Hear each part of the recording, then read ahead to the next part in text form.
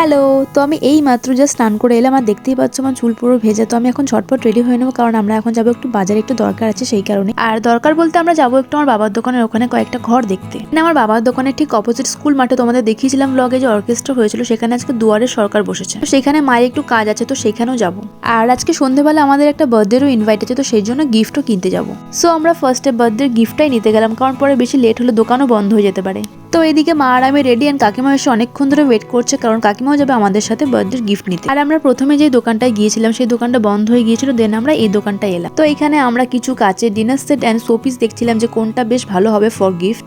আর তারপর আমরা এখান থেকে পছন্দ করে 6 পিস অফ পোল সেট নিয়েছি, আর কাকিমা আর আমরা এক্স্যাক্টলি সেম সেট নিয়েছি। আর কোইন্সিডেন্টলি প্যাকিং এর র্যাপারটাও সেম হয়ে গেছে, কারণ দোকানদারের কাছে আর কোনো র্যাপার ছিল না। তারপর আমরা এলাম আমার বাবার দোকানের ঠিক অপোজিটে, এখানে এই যে দুয়ারের সরকার বসেছে, অ্যান্ড এই স্কুল মাঠে সেদিন অর্কেস্ট্রা হয়েছিল। অ্যান্ড সেদিন সন্ধ্যেবেলা আমার বাবা মা বিয়ের জন্য পিতলের কলসি আর ঘটি কিনে নিয়ে এসেছিল।